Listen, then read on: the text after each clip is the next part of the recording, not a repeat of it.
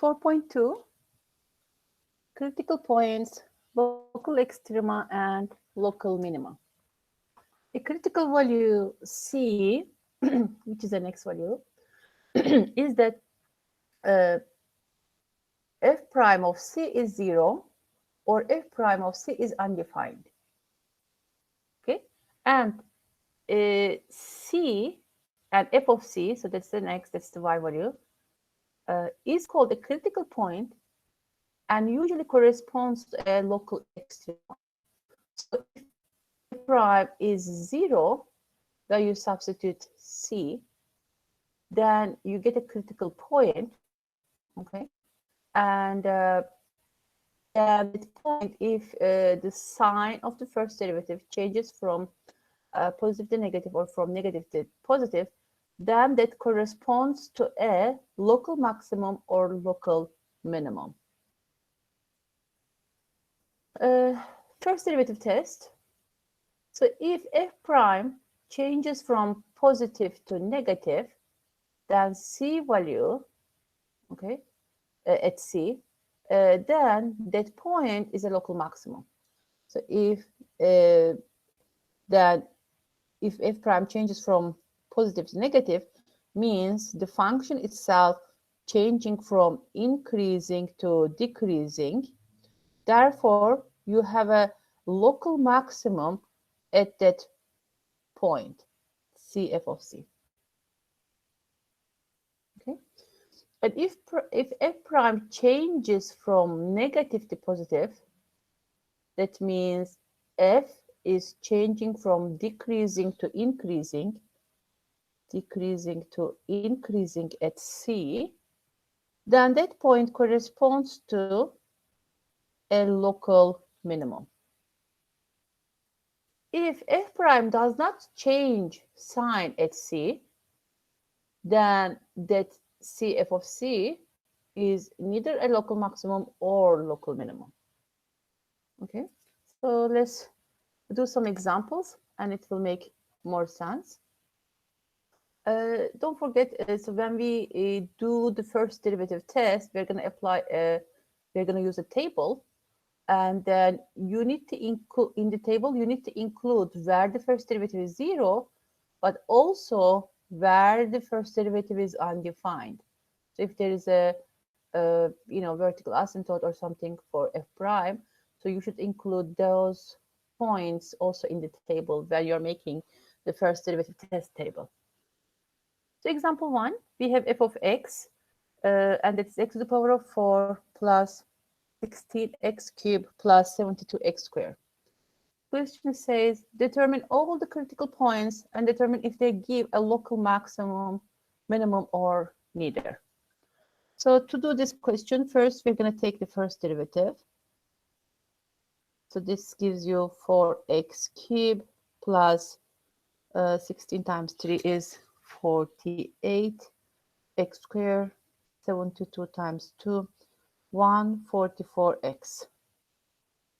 Now we need the zeros of the first derivative, so make first derivative equal to 0 and factor this. So 4x is a common factor, so you get x squared plus 12x plus 36.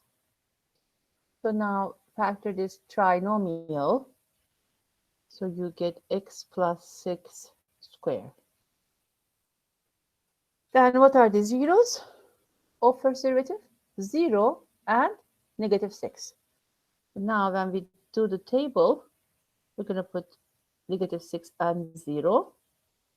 And we are going to get the intervals where the first derivative is positive or negative.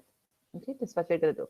So in advanced functions, so you did factor table to check if a certain function positive or negative in certain intervals, right? That's what you did. Let's say we are doing this for f prime. So you would put the zeros of the function. Then you would put the factors in this table. So in this case, 4 is a positive value. We don't need to include it.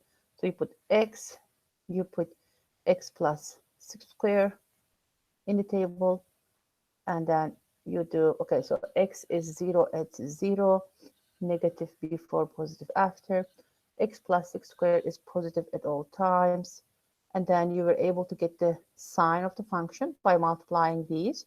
So negative, negative, positive. That's what you did, right? But actually, when you're doing this table, now we don't want to include the whole thing. If you don't feel comfortable getting the signs here by picking sample values in each interval, say yes, you can use this, but do it on the side. You don't want to really crowd this table, okay? So this is doing the factor table. Now I'm going to do the same thing by picking a sample value in each interval. So pick a value that is less than -6, -7, let's say, okay? So as you see, x plus 6 squared is always positive. Then I'm just going to substitute x value here because that is what determines the sign of f prime in this case, since x plus 6 squared is always positive. Okay, so let's say we pick -7 here in this interval. And don't forget, right, this is negative infinity, and that side is positive infinity. Okay, so if you sub in here, you see that it is negative. Then pick a value between -6 and 0, let's say -1. Again, when you sub in here, it is negative. So pick a value that is greater than 0, let's say 1. So 4 times 1 is 4. It's a positive value. Okay, so instead of doing this table and getting the signs, so I'm just picking a value in each interval to get the sign of f prime.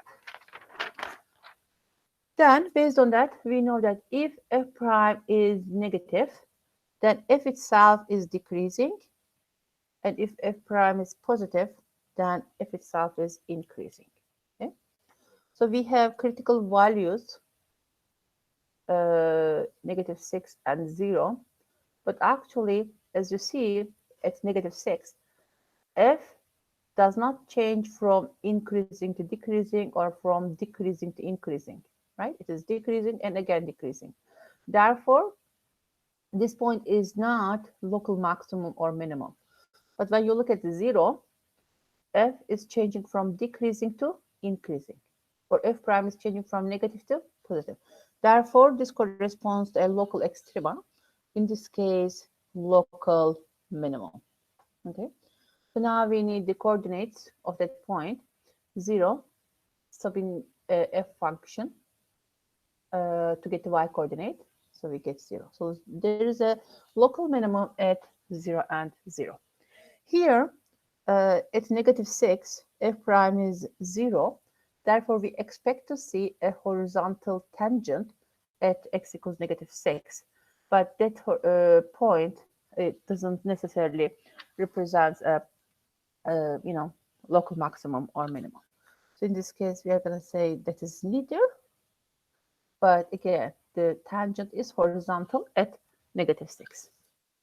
So you don't even need to sketch this, but I'm going to just sketch it to show you what is going on here. So we have a local minimum at 0, 0. Okay. So -6, well, you could find the y coordinate at that point by subbing it here. But basically, the function is decreasing up to -6. But we have a since horizontal tangent here. So it is making kind of a cubic behavior at -6. Okay. And then continue decreasing between -6 and 0. And at exactly 0, it is making the local minimum. And after 0, it is increasing.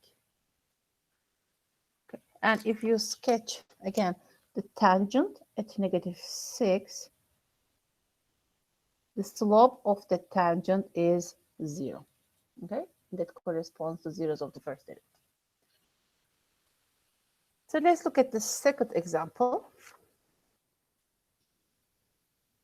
F of x equals 2x plus 6 over x minus 1. Determine all the critical points and determine if they give a local maximum or minimum or neither. Again, we need the first derivative. So we apply the quotient rule, derivative of numerator 2 times denominator minus derivative of denominator 1 times the numerator over square of the denominator. So if you simplify this, 2x minus 2 minus 2x minus 6 over x minus 2 square. Okay, so negative 8 over x minus 1 square. So now we make this equal to 0. We need zeros of the first derivative. But check, can this ever be 0? So to make this equal to 0, you need to be able to make numerator 0. But numerator is negative 8. It will never be 0. Therefore, actually, we cannot make this first derivative equal to 0. And looks like this derivative is never 0. All right. Then when we do the table, first derivative table, there is no zeros coming from the first derivative. Okay. But remember, in the first derivative table, we also need to include where the first derivative is undefined. In this case, there's a vertical asymptote at x equals 1. So when x is 1, denominator is 0. That gives you a number over 0, which is undefined. So therefore, we should include only 1 in the table. Okay. And if you look at the sign in each interval, so as you see, denominator is always positive except 1, and numerator is always negative. So negative over positive at all times for f prime. So that gives you a negative value at all times for f prime. That means f itself is always decreasing except 1. Okay. So this is a critical value, but not a critical point, because that's not a point. As you see, it is the vertical asymptote for the original function also, and also for f prime. So again, so this is not called critical point, but critical value that we need to consider when we are doing a first derivative test, also when we are sketching the graph. Okay. Again, you don't need to sketch this, but I'm just going to demonstrate it anyway. So as you see, the original function has a vertical asymptote at x equals 1. And then in advanced functions, we learned about horizontal asymptotes and oblique asymptotes. I'm going to repeat this one more time here. If you have a rational function, and if the degree of numerator is less than the degree of denominator, then you have a horizontal asymptote at y equals 0. If degree of numerator is same as the degree of denominator, then the ratio of the leading coefficients is your horizontal asymptote. If degree of numerator is 1 more than the degree of denominator, then you have an oblique asymptote, and you divide numerator by denominator, and the quotient will be the oblique asymptote, equation of the oblique asymptote. And if the degree of numerator is more than 1 compared to the degree of denominator, then no oblique asymptote, no horizontal asymptote. Okay. In this case, numerator is degree 1 and denominator is degree 1. So we take the ratio of the leading coefficients, 2 over 1 gives you 2. Y equals 2 is the horizontal asymptote. And as you see, the function is decreasing here. So when x is less than 1, okay? So you have two possibilities anyway, right? So you can either sketch here or here. So it looks like this is decreasing. So if I do this one here, sketch this one, it is going to be increasing. So I have to sketch it here. Okay. Right. And then again, when x is greater than 1, you have two possibilities, sketching here or there, but it is decreasing. Okay. As you see, there is no local maximum or minimum for this graph. And, you know, this table is telling you that as well.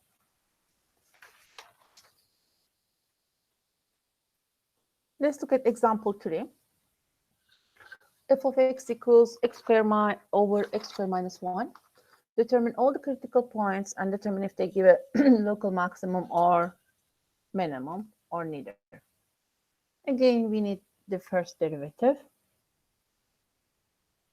So derivative of numerator is 2x times denominator minus derivative of denominator times the numerator divided by square of the denominator.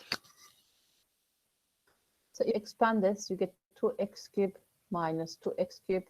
This other is gone. So negative 2x over x squared minus 1 square. If you keep factoring the denominator here, x squared minus 1 is x minus 1, x plus 1. Okay, so and then you have square, and you have to distribute that square. So x minus 1 square, x plus 1 square. Now when we do the first derivative table, so we need zeros of the numerator, right? So that gives you 0, and we also need where first derivative is undefined. Therefore, you also take the zeros of the denominator. So 1, negative 1, and 0.